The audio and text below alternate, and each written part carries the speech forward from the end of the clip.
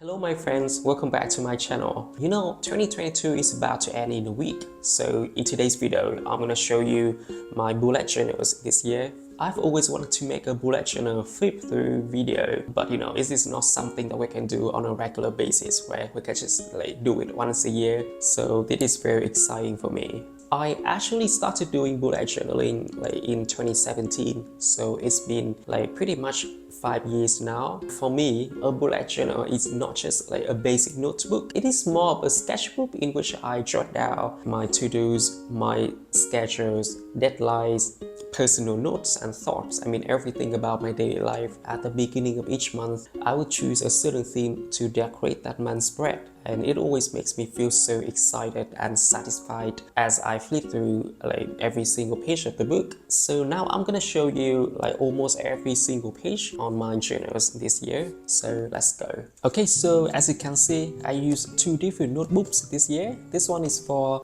January to June, and this one is for July to December.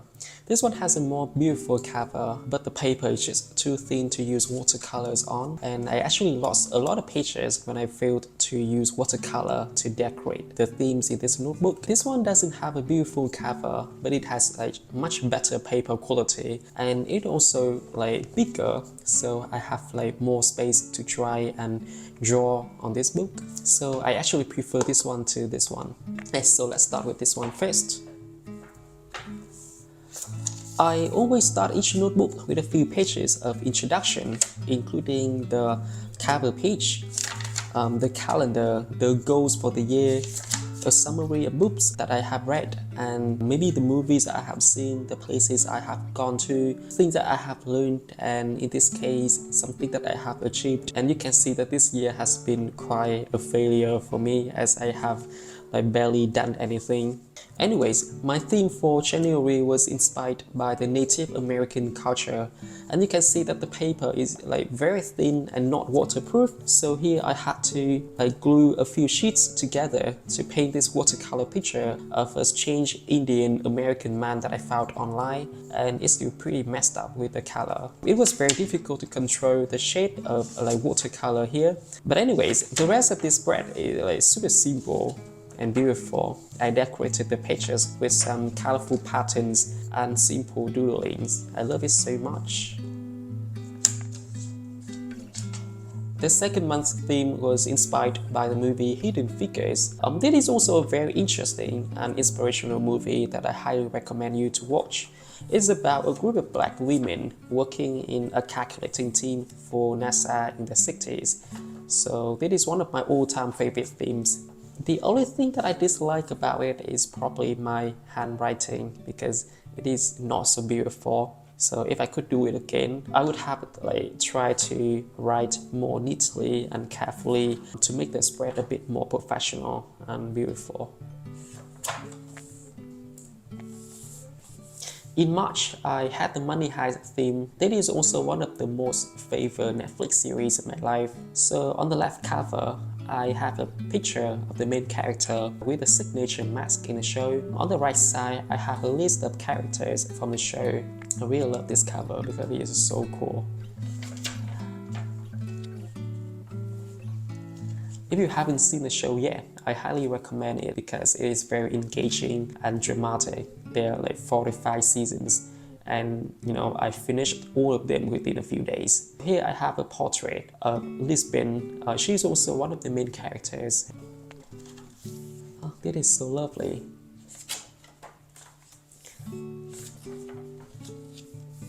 Here I attached a dollar that a foreign friend of mine gave me many years ago, and surprisingly it really suits its theme and creates some special texture in this spread. The theme that I chose for April is tulips. I didn't use watercolor anymore because I didn't want to mess up again. Instead, I just used some markers to paint these flowers. So the color in this month is much brighter and clean. And there are two special events in this month. So first, I started a part-time job in an English center, and I also bought a MacBook Pro for video editing, and it has made my life so much easier because before that I had used a laptop that was very annoying, so I gave it to my sister and bought the one that I'm using right now, which is great value for money. You can see that there are a few pages that I pinned together because there's almost nothing in them to show you, but just some personal notes or brainstorming. So let's just skip them to save time. The theme that I chose for May was inspired by a short series on Netflix called Heartstopper. It is a very lovely series that is very healing to watch. I couldn't stop smiling while watching it. The characters are also very cute, most of them, and there is a very special chemistry between the two main guys, so I highly recommend it if you're looking for a queer mini-series to binge watch this festival. And most importantly, it is a British show. You can see how much I like the British accent and how hard I try to practice it in my videos. Right? I know my accent is very hideous, but I believe that I can achieve an English accent someday. I don't know, maybe. Anyways, I really like this theme because it is so much fun and upbeat to draw, even though it's a bit smudged here.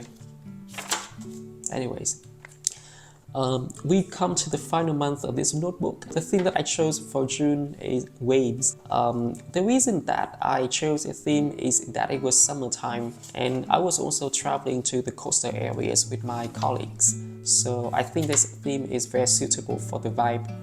Yeah. And I really love the color here.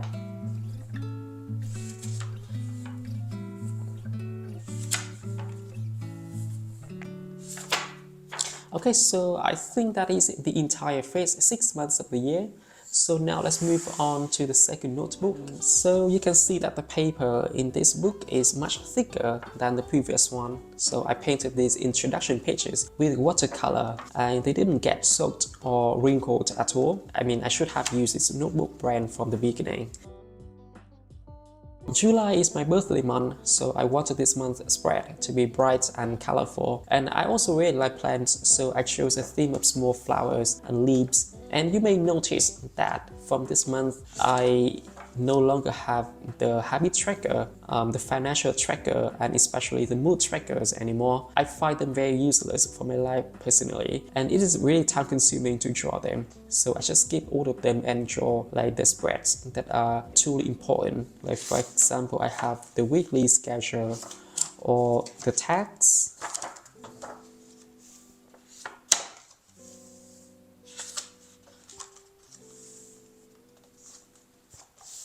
Okay, so we come to the next month, August, with the theme Colorful Hot Air Balloons. I actually tried the theme several times in my previous journals.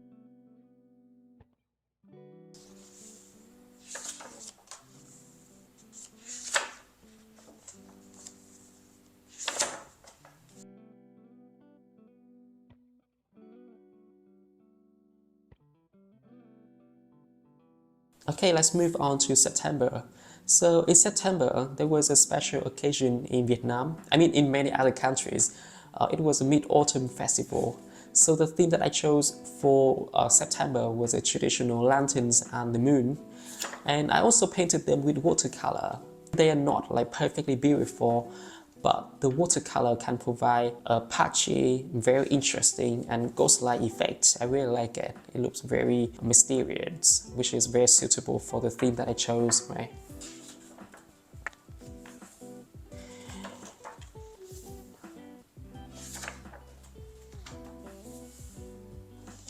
Okay, so the next month is October, and for October I chose a black cat theme, and there are two reasons why I chose a theme. So first, the October has Halloween, right? And the black cat is obviously a symbol of this festival. And initially, I thought that maybe I would go for something more colorful and bright, like the pumpkin or something like that. But then I decided to just draw something simple, but still very interesting and attractive at the same time. So I decided to go for the black cat. And secondly, I was inspired by a teacher at school. She somehow reminded me of a black cat. I don't know why. Anyways, I really like this theme because it was like super simple to draw and it also saved a lot of time. And the black cats here look pretty cute, right? Except for this one. It looks kind of weird. And this one too.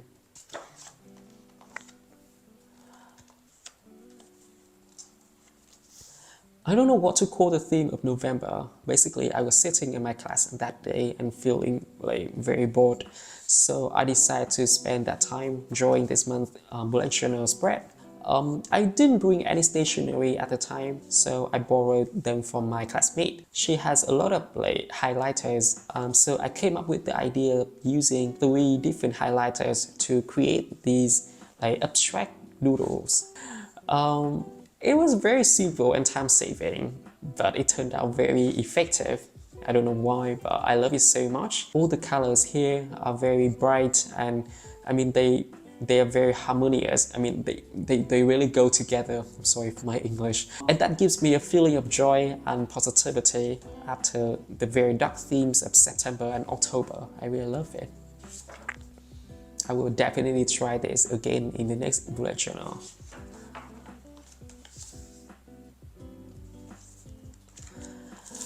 Okay, so here comes December, the final month of this year. I was very busy in the first 2 weeks of the month with a lot of final assignments. I didn't have a lot of time for myself, let alone design a super detailed and complicated bullet journal spread. So I decided to choose an extremely simple Christmas related theme. I basically just drew some colorful light strings, which are very typical of Christmas, right? Actually, I tried this theme in my notebook last year, so I will leave the pictures here. It took me just about like 15 minutes to finish this whole spread, and I'm very in love with it. It is very minimal and really brings some festive atmosphere to my bullet journal. And it also gives a lot of space for writing, which makes my pages look much more spacious and clean. Yeah, so... Okay, so I think that's it.